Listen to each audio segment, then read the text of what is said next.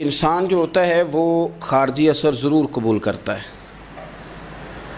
اور اب چونکہ زمانہ ہے پرنٹ میڈیا کا، الیکٹرانک میڈیا کا، سوشل میڈیا کا، تو کسی کونے میں کوئی خبر ہوتی ہے تو وہ پھیل جاتی ہے۔ چیزوں کے اچھے اثرات بھی ہوتے ہیں اور بہت زیادہ برے اثرات بھی ہوتے ہیں۔ ہماری عورتیں گھروں کے اندر بیٹھی تھیں، بہت ساری چیزوں سے آگاہ نہیں ہوتی تھیں۔ اب وہ گھر کے اندر موجود ہیں تو بہت ساری چیزیں گھر کے اندر میڈیا کے ذریعے ان تک بھی پہنچ جاتی ہیں۔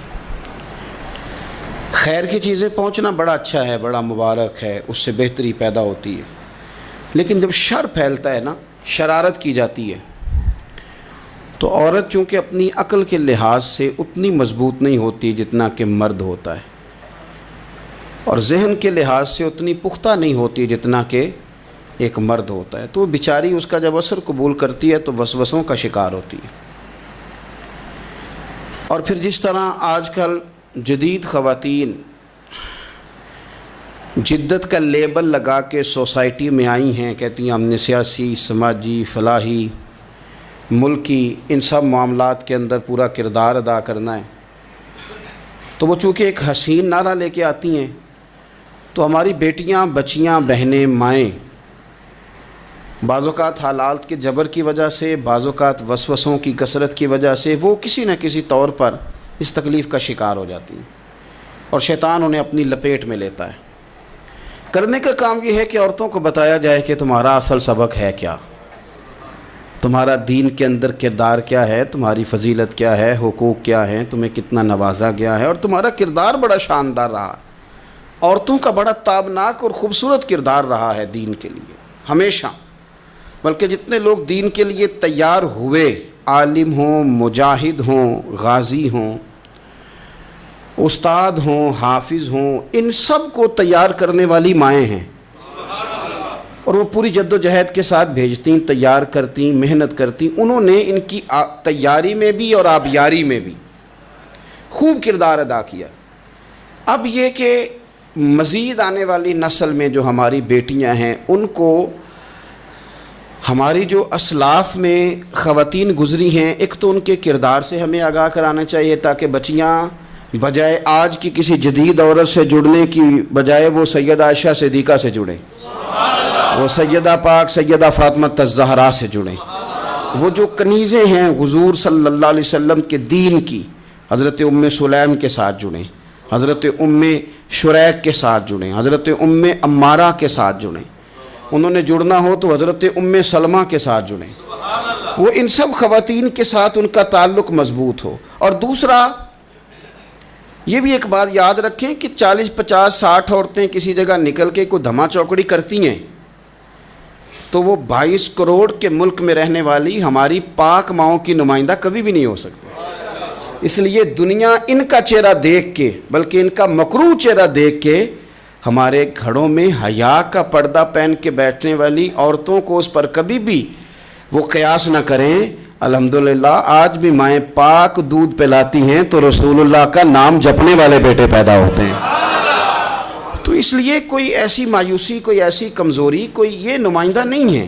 یہ تو چونکہ دنیا میں ہمارے ہاں ہوتا یہ ہے کہ کوئی بندہ کوئی فضول بات کرتا ہے تو میڈیا اس کو کوریج زیادہ دیتا ہے، تو لوگ سمجھتے ہیں پتہ نہیں کیا ہو گیا۔ ایسی کوئی بات نہیں ہے، یہ تو چند لوگ ہیں، وظیفہ خوار ہیں، خریدے ہوئے لوگ ہیں، اور ان کو جان بوجھ کے لا کے یہاں مسلط کیا جاتا ہے، معاذ اللہ پاکستان کی شکل دکھانے میں کچھ اپنے اس میں ملوث ہوتے ہیں، تاکہ ایک بگڑی ہوئی صورت لوگوں کے سامنے پیش کی جائے۔ یہ وطن ہے داتا علی اجویری کا اور بابا فرید الدین مسعود گنج شکر کا، یہ اللہ والوں کا وطن ہے، یہ حضرت محدث اعظم پاکستان کا وطن ہے۔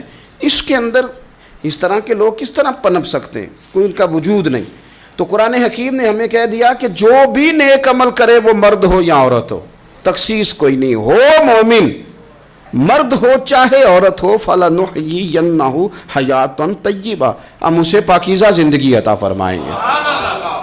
اللہ کے پیارے رسول صلی اللہ تعالیٰ علیہ وسلم نے ارشاد فرمایا، حضور علیہ السلام ارشاد فرماتے ہیں کہ مختصر سی بات ہے، مسند امام احمد بن حنبل میں، انسان کے لیے جنت میں چلے جانا نا بہت بڑی کامیابی ہے۔ کیوں؟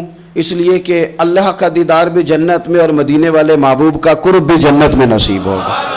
رسول کائنات علیہ السلام کے قرب میں بھی جگہ وہیں جنت میں ملے گی، وہیں سب اللہ والوں کی زیارت ہے، وہیں سب کے لیے انعامات ہے، وہیں سب کا بسیرا ہے۔ قرآن مجید نے کہا اصحاب الجنتی ہم الفائزون، اصحاب الجنتی ہم الفائزون، یہ جو جنتی ہیں یہ کامیاب لوگ ہیں۔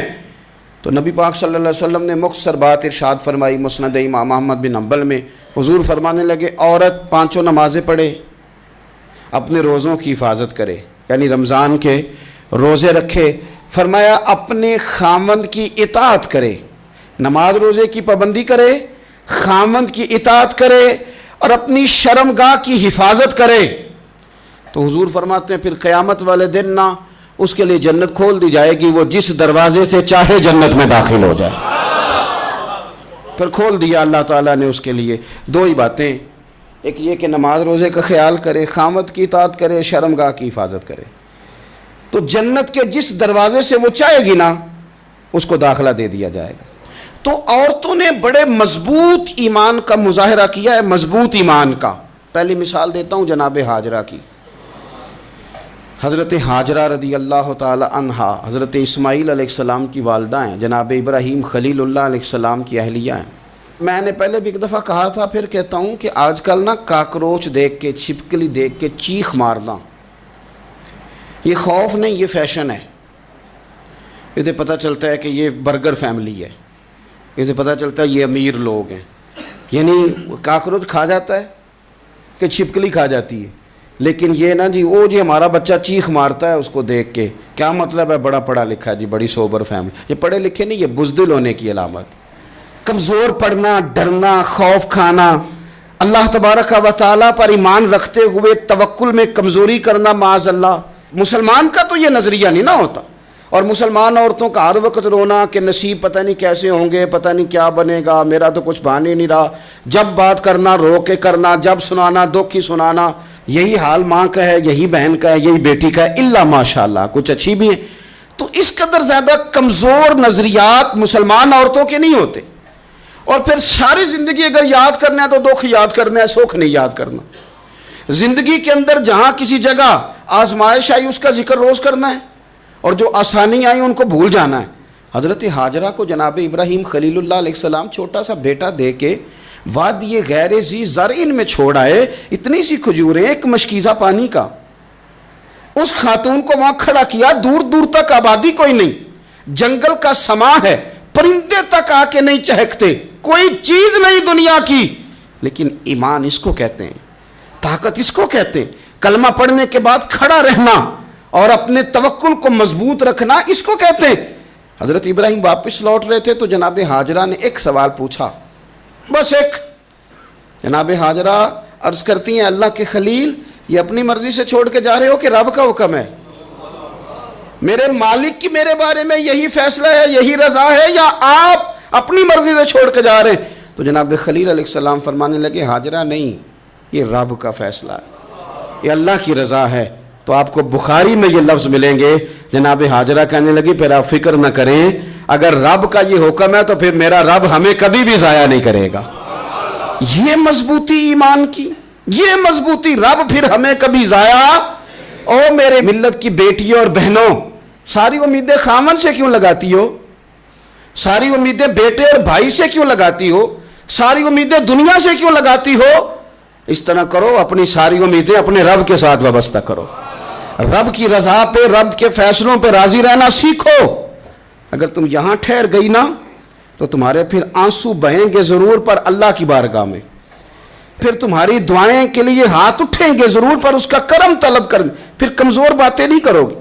جس طرح ایمان عورتوں کا مضبوط تھا، اسی طرح ہماری جو اسلاف میں خواتین گزری ہیں، صحابیات، ان کا نا تبلیغ کا جذبہ بھی بڑا مضبوط تھا، بڑا مضبوط تبلیغ کا جذبہ۔ حضرت ام شریک رضی اللہ تعالی عنہا قبیلہ بنو عامر سے تعلق رکھتی تھی، پر مکے میں آئی ہوئی تھی، گھر گھر جا کے رسول اللہ کا دین بتاتی۔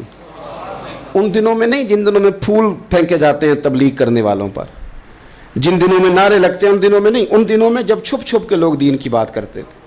حضرت زید بن ارقم رضی اللہ تعالیٰ عنہ کے گھر میں لوگ بیٹھ کے دین سیکھتے تھے. یہ خاتون مجھے آج کہہ لینے دیں یار, مجھے کہہ لینے دیں, ووٹوں کی ضرورت ہو تو عورتیں گھر گھر چلی جاتی ہیں, ایک سیٹ کی ضرورت ہو تو بیویوں کو گھر گھر بھیج لیا جاتا ہے. یہ دیکھو یہ ایمان ہے رسول اللہ صلی اللہ علیہ وسلم پر, صحابیات کا یہ کمال ہے کہ گھر گھر وہ بھی گئی ہیں, پر ووٹ کے لیے نہیں, رسول اللہ کے دین کے لیے, رسول اللہ کے دین کے لیے. گھر گھر حضرت ام شریک جاتی, جا کے نا, اور وہ طریقہ تھا نا, عورتوں کو قائل کرتی. بڑے کٹھن حالات تھے اسلام پر, اعلانیہ کوئی بات نہیں کر سکتا تھا. حضرت ام شریک کہتی ہے میں عورتوں کو بلاتی, کہتی میری بات سنو. جب وہ قریب آتی تو میں نے نبی پاک کا دین بتاتی, سائیڈ پہ کر کے کونے میں نہ تھوڑا تھوڑا, او یار آپ ذرا اس کا لطف تو لیں, اس کا ذائقہ تو دیکھیں. حضرت ام شریک کہتی ہے میں گھر گھر جاتی بتاتی. تو کافروں کو پتہ چل گیا کہ یہ تبلیغ کرتی ہے. انہوں نے مجھے بلایا, کہنے لگے تیرے برادری اور قبیلے کا مسئلہ نہ ہوتا تو ہم تجھے قتل کر دیتے, اب ہم تجھے واپس بھیجتے ہیں. چند مردوں کو میرے ساتھ کیا, مجھے گھوڑے اور اونٹ کی ننگی پشت پر باندھ لیا. ننگی پشت پر لمبا سفر کرنا مشکل ہوتا ہے, پسینہ آئے, بڑی تکلیف ہوتی ہے گھوڑے پر بیٹھ. اب وہ کوئی کجاوا نہیں, کوئی چیز نہیں, اسی طرح باندھ کے لے گئے. اور فرماتی ہیں کہ 3 دن اور 3 راتوں کا وہ سفر تھا. رستے میں وہ خود چھاؤں میں بیٹھتے اور مجھے باندھ کے دھوپ میں ڈال دیتے. 3 دن میں نے زمین پر چلنے والی کسی چیز کی آواز نہیں سنی. لیکن وہ جب نبی پاک کے دین کی بات پوچھتے تو میرا کلیجہ خوشی کے ساتھ ٹھنڈا ہو جاتا, آنکھیں کھل جاتی, اور میں کہتی کیا بات ہے میرے نبی پاک کے دین کی. اس کیفیت میں بھی وہ تبلیغ کی لذت اپنی جگہ موجود. حضرت ام شریک رضی اللہ تعالیٰ عنہ فرماتی ہیں کہ جگہ انہوں نے مجھے لٹا دیا باندھ کر. پیاس بڑی شدید تھی, پانی پینے کو دیتے نہیں تھے, روٹی کھانے کو. یہ ایک عورت کی بات کر رہا ہوں, یہ خاتون کی بات کر رہا ہوں. آج کل تو ہمارے بچے شام کو سالن ٹھیک نہ پکا ہو تو موبائل توڑ دیتے ہیں. یہ قوم نہیں میدانوں میں جا سکتی, جہاد نہیں کر سکتی.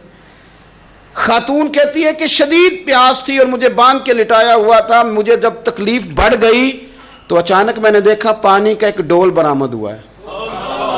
میں نے اس سے تھوڑا سا پی لیا, پر طلب ابھی باقی تھی. وہ پھر آ گیا برتن, میں نے پھر پیا. طلب ابھی باقی تھی, پھر برتن آ گیا. امام ابو نعیم نے اس کو لکھا ہے حلیۃ الاولیاء میں. فرماتے ہیں تیسری دفعہ وہ پھر بھرا ہوا ڈول پورے کا پورا آ گیا. اب میں نے پیا بھی, اپنے کپڑوں پہ بھی چھڑکا. جب وہ سارے بیدار ہوئے تو مجھے آگے کہنے لگے کہ تو نے ہمارا پانی استعمال کیا ہے. فرماتی ہے پھر انہوں نے اپنے برتن دیکھے, مشکیزیں دیکھے تو بھرے ہوئے تھے. میرے قریب آ کے کہنے لگے یہ پانی کہاں سے آیا؟ تو میں نے کہا تم ابھی میرا عقیدہ نہیں سمجھے, یہ میرے رب نے مجھے دیا ہے, میرے رب نے مجھے دیا. فرماتی ہے مجھے باندھ کے لے جا رہے تھے, پر جب میری بات سنی نا تو بول کے کہنے لگے ہمیں سمجھ آ گئی ہے تیرا دین ہمارے دین سے بہتر ہے, تیرا عقیدہ ہمارے عقیدے سے بہتر ہے. اور ایک روایت میں یوں بھی ہے کہ وہ باندھ کے لے جا رہے تھے, پر یہ کمال دیکھا تو کلمہ پڑھ کے مدینے والے کے غلام بن گئے. صحابیات نے نا بڑا جم کے دین کا کام کیا. عقیدہ, پھر تبلیغ, پھر میدان جہاد.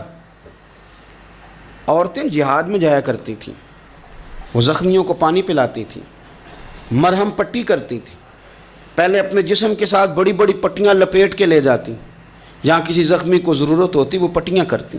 اور اعصابی طور پر مضبوط رہ کے میدان کے اندر جہاد وہ بندہ کرتا ہے جو یقین کامل کی دولت جسے نصیب ہو, جسے پتہ ہو کہ یہ میں مروں گا تو میرا مرنا رائے گا نہیں, اللہ مجھے شہادت کا درجہ عطا فرمائے گا. لیکن اگر یہیں سے بندہ اپنے آپ کو مطمئن نہ کر سکے تو میدان میں جائے گا. یقین کامل ہو, اگر ہو یقین کامل پیدا تو پھر کٹ جاتی ہیں زنجیریں, پھر انسان آگے مضبوطی سے آگے بڑھتا ہے. نبی پاک صلی اللہ علیہ وسلم جب جہاد کے لیے تشریف لے جاتے نا تو عورتوں پر کسی نہ کسی شخص کو نمائندہ بنا کے چھوڑ کے جاتے تھے. ایک دفعہ مولا علی شیر خدا کو بھی چھوڑ کے گئے, حضرت عبداللہ ابن مختوم رضی اللہ تعالیٰ عنہ کو بھی ایک دفعہ چھوڑ کے گئے. ایک موقع پر نا حضور نے عورتوں کو ایک جگہ پہ چھوڑا پیچھے, تو وہ قلعہ تھا حضرت حسان بن ثابت رضی اللہ تعالیٰ عنہ, بڑا مضبوط قلعہ تھا. اس قلعے کے اندر خواتین ساری محفوظ کر کے ان کو وہاں بٹھا دیا گیا. حضور جہاد کے لیے چلے گئے. اب وہاں قلعے میں عورتوں کو اس لیے رکھا گیا تھا کہ یہاں یہودی بھی ہیں, تو ایسا نہ ہو کہ ہم باہر لڑیں تو وہ اندر سے کوئی شرارت کر دیں, لہٰذا عورتیں محفوظ رہیں. حضرت حسان بن ثابت رضی اللہ تعالیٰ عنہ کی ڈیوٹی تھی تلوار لے کے حفاظت کرنے کی، تو ایک یہودی آ گیا، وہ اب ٹو کرنے لگا، تجسس کرنے لگا کہ یہاں عورتیں ہیں تو کوئی مرد بھی ہے کہ نہیں، دائیں بائیں دیکھنے لگا۔ حضرت صفیہ رضی اللہ تعالیٰ عنہ نے توجہ کی اور جناب حسان بن ثابت سے کہنے لگے 1 منٹ لگا اس کی گردن مار دے، ایسا نہ ہو کہ یہ جا کے بتا دے، گردن اڑا دے۔ حضرت حسان بن ثابت ذرا تھوڑی کوشش کرنے لگے، ارادہ کرنے لگے، آگے بڑھنے لگے، تو ابھی وہ تیاری میں ہی تھے تو حضرت صفیہ رضی اللہ تعالیٰ عنہ خود نکلیں پیچھے سے ہو کے، ذرا سا ایک ستون کے پیچھے چھپیں، ہاتھ میں بڑا سا ڈنڈا پکڑا، وہ آپ کے قریب سے گزرنے لگا۔ تو یہ خاتون کی بات کر رہا ہوں، خاتون کی، کسی مرد کی ضرورت ہے عورت کو تنگ کر جائے؟ شرط یہ ہے کہ عورت کے اندر بھی تو غیرت ایمانی ہونا، اس کے اندر بھی تو وہ قوت ہونا، ایسا نہ ہو کہ وہ کمزور پڑ جائے۔ ہاتھ کے اندر ڈنڈا تھا، جب وہ یہودی پاس سے گزرنے لگا تو اللہ اکبر کہہ کہ بی بی نے اتنے زور سے مارا ڈنڈا، حضور کی پھپھو نے ایک ہی ڈنڈا کھایا اور وہ زمین پہ ڈھیر ہو گیا۔ حضرت صفیہ نکلی اور جناب حسان بن ثابت سے کہنے لگی مجھے آتی ہے شرم، کیونکہ جب کسی کو مار دیا جائے تو اس کا مال مال غنیمت ہے نا کافر کا، اب اس کی زرہ اتارنی ہے، اس کی تلوار لینی ہے۔ فرمایا مجھے شرم آتی ہے، وہ مرد ہے، اس طرح کرو مار میں نے دیا، سامان تم اتار کے لے آؤ۔ یہ قوت تھی مسلمان عورتوں کے اندر، یہ شوق تھا، یہ جذبہ تھا۔ ہمارے ہاں نا وہ روز روز کی کمزوریاں، عورتوں کا روز آنسو بہانا اور جہاں بھی سنانا دھوکھی سنانا، اس نے انہیں کمزور کر دیا ہے۔ آپ کے ذہن پہ چیزیں سوار ہو جاتی ہیں نا، تو یہ جو مرد زیادہ رہتے ہیں نا عورتوں کے ساتھ، زیادہ وقت گزارتے ہیں، زیادہ داستانیں سنتے ہیں، ان میں وہ ساری چیزیں پیدا ہو جاتی ہیں۔ آپ نے ناراض نہیں ہونا، میں دعوے سے کہتا ہوں کہ جو جوان اپنی اماں کے اور ابا کے شکوے کرنے لگ جاتا ہے نا، اس نے 1.5 گھنٹہ باتیں سنی ہیں بیوی کی، ایسے مفت میں نہیں شکوے کر رہا، اس نے ہلکا ہلکا کہیں جی بھی کیا ہے، تو تب یہ ساری کہانیوں نے جنم لیا۔ آپ جس کی صحبت میں بیٹھیں گے اس کا کچھ نہ کچھ اثر، بلکہ عارف رومی تو کہتے ہیں کہ شیر کے بچے کو بکریوں میں چھوڑ دو، بکری بن جائے گا۔ شیر کے بچے کو بکریوں میں چھوڑو، وہ بکری ہے، اس لیے کہ شیروں کی صحبت بندے کو شیر بناتی ہے۔ تو جب بیٹھنا ہی نہیں ہے، باتیں ہی سارا دن یہ والی سننی ہے، ہر وقت رہنا ہی اسی داستان میں، پھر کمزور باتیں، پھر اپنے ماضی کے دکھ، پھر پتہ نہیں کیا۔ آپ نے ناراض نہیں ہونا، میں بعض جوانوں کی باتیں سن کے میرا دل کرتا ہے کہ اسے کہوں یار تو کیا بات کر رہا ہے، اپنا قد دیکھ، تو اپنی عمر دیکھ، رب نے تجھے مرد بنایا ہے، تو کمال آدمی ہے، تو کھڑا ہو۔ اگر اس طرح امت مسلمہ کے نوجوان رہیں گے تو میدانوں میں کس نے نکلنا ہے؟ بات بات پہ رو جانا، بات بات پہ سہم جانا، حالات کے سہمے ہوئے لوگوں کو بتا دو حالات بدل جاتے ہیں، ایک جیسے نہیں رہتے۔ آپ کی طبیعت میں دلیری اور وقار ہونا چاہیے۔ حضرت اسماء بنت ابی بکر صدیق، حضرت صدیق اکبر رضی اللہ تعالی عنہ کی وہ صاحبزادی ہیں جو حضرت عائشہ کی بڑی ہمشیرہ ہیں۔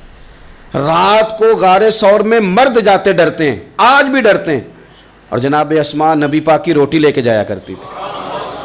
پھر اللہ نے ان کو بیٹا دیا، حضرت عبداللہ بن زبیر، یہ حضور کی پھپھی کے نواسے ہیں۔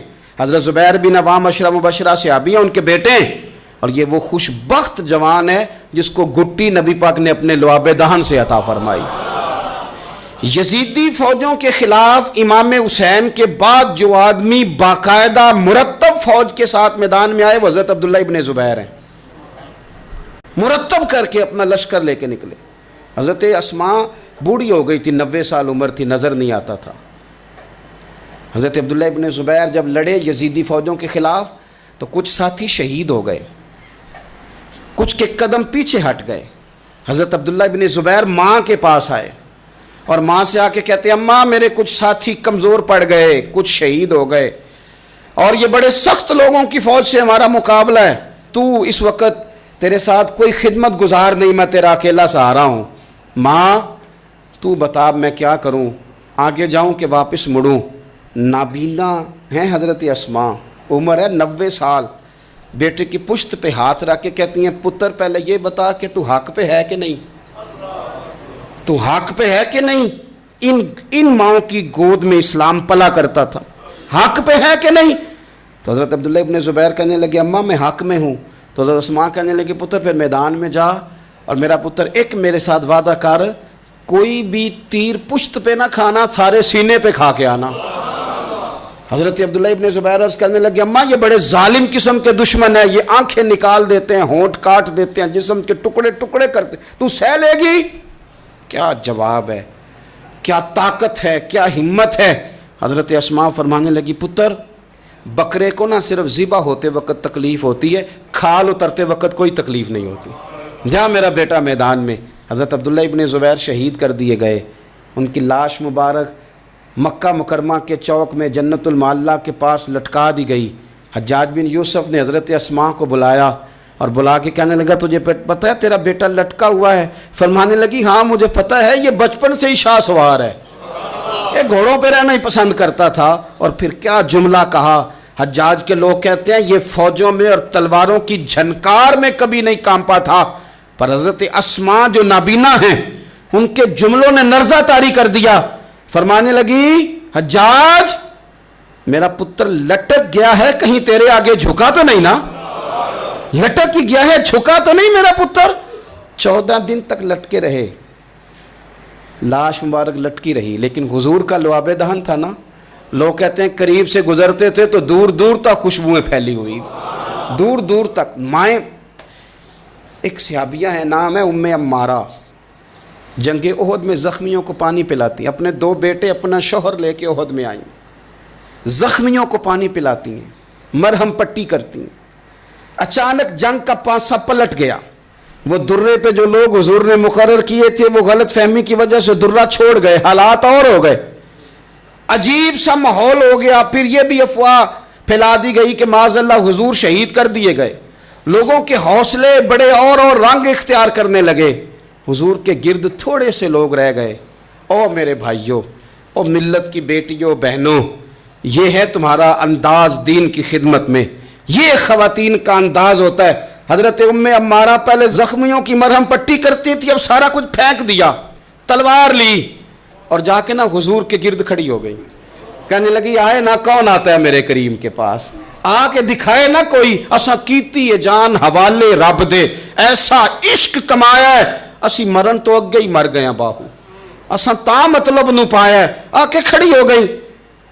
حضور فرماتے ہیں میں دائیں دیکھتا تھا تو ام عمارہ ہوتی تھی، میں بائیں دیکھتا تھا تو ام عمارہ ہوتی تھی، آگے دیکھتا تھا تو ام عمارہ، پیچھے ام عمارہ۔ حضور فرمانے لگے تو بہت سارے لوگوں سے سبقت لے گئی ہے، تو بڑے سارے لوگوں سے آگے نکل گئی ہے، ان کو زخم لگ رہے ہیں، تیر آ رہے ہیں، پر خاتون ہو کے ڈٹی ہوئی ہیں، رسول اللہ صلی اللہ علیہ وسلم کے سامنے کھڑی، حضور پر آنے والے تیر اپنے وجود پہ لیتی ہیں۔ او میرے عزیز، رسول پاک علیہ السلام نے فرمایا تجھے رب نے بڑا حوصلہ دیا ہے، اتنا گہرا زخم بازو میں آیا کہ غار بن گئی، غار۔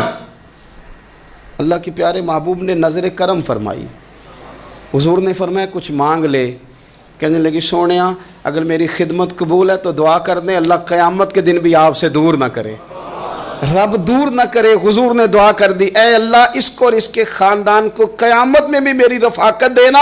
حضور کی دعا سنی تو باہر نکلی، فرمانے لگی لوگو لو پھر میں نے اپنا مقصد پا لیا ہے، میں کامیاب ہو گئی ہوں، اب دنیا کی کوئی مصیبت بھی میرے اوپر آئے تو مجھے کوئی پرواہ نہیں، اس لیے کہ مدینے والے نے یہاں بھی کرم فرما دیا ہے وہاں بھی کرم فرما دیا ہے۔ یہ طاقتیں تھیں ان خواتین کے۔ ایک تابعی بزرگ تھے حضرت ابو عبد الرحمن فروغ، صاحب تاریخ بغداد نے لکھا ہے وہ جہاد پہ چلے گئے، 30,000 دینار اپنی بیوی کو جاتے دفعہ دے گئے، کہنے لگے لو پاس رکھ لو، اور بیٹا بھی ماں کی گود میں ہی تھا، کچھ نے لکھا پیدا ہو چکے تھے، کچھ کا کہنا ہے کہ ان کے جانے کے 1-2 ماہ بعد بیٹے کی ولادت ہوئی، اور بیٹے کا نام کیا ہے؟ ربیعہ بن ابو عبد الرحمن۔ اور یہ بیٹے وہ ہیں جو حضرت امام مالک جیسے لوگوں کے استاد ہیں، حضرت حسن بصری جیسے لوگوں نے ان سے پڑھا، خود جہاد پہ چلے گئے۔ آج تو فوجیوں کی نوکری ہے نا جی، ان کا یہ نظام ہے کہ وہ جاتے ہیں، انہیں تنخواہ ملتی ہے، چھٹی پہ آتے ہیں۔ اس زمانے میں یہ تھا کہ مال غنیمت سے حصہ ملتا تھا، اور فتوحات کا یہ طریقہ تھا کہ یہ علاقہ فتح ہوا تو آگے چلے گئے، وہ فتح ہوا تو آگے چلے گئے، وہ فتح ہوا تو آگے چلے گئے، کسی نے لوٹنا ہے تو پابندی نہیں تھی، لوٹ سکتا ہے۔ کچھ لوگ جہاد میں ہی رہتے تھے۔ حضرت ابو عبد الرحمن فروغ 27 سال جہاد میں رہے، 27 سال۔ یہاں تو خاوند باہر ہو تو بہت ساری عورتیں کہہ دیتی ہیں کہ تیرے ابے نے تو صرف پیسے کمائے ہیں، مصیبتیں تو ساری میں نے دیکھی ہیں، معاذ اللہ بعض جگہ، سب نہیں لیکن بعض جگہ کہہ دیتی ہیں کہ وقت تے سارے میں کیتے۔ 27 سال شوہر چلا گیا، واپس ہی نہیں آیا، 30,000 دینار دے کے چلے گئے۔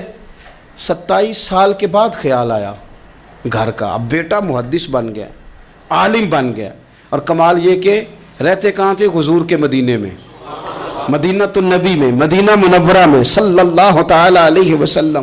اور ان کے صاحبزادے حضرت ربیہ یہ مسجد نبی میں، حضور کی مسجد میں بیٹھ کے نبی پاک کی حدیث پڑھایا کرتے۔ آئے گھر، دروازے پہ دستک دی، صاحبزادے نے دروازہ کھولا، نہ باپ بیٹے کو پہچانتا ہے نہ بیٹا باپ کو۔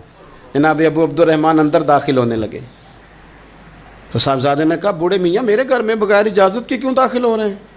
تو وہ کہنے لگے تو بتا، تو نے میرے گھر پہ قبضہ کیوں کر رکھا ہے؟ اب جب بات زیادہ بڑھ گئی تو دونوں جانب سے لوگ جمع ہو گئے، شور اٹھا تو اندر سے والدہ نے سنا، پردہ سرکا کے دیکھا کہ میرے شوہر آ گئے 27 سال کے بعد، 27 سال کے بعد۔ تو آپ اپنے صاحبزادے سے کہنے لگی بیٹا ان کو اندر آنے جو، تمہارے والد ہیں۔ بڑا روئے باپ بیٹا، بڑا روئے۔ ماں اور بیٹے کی محبت کا بھی اندازہ نہیں، پر قرآن پاک پڑھے نا تو دو مثالیں باپ اور بیٹے کے پیار کی بھی ملتی ہیں۔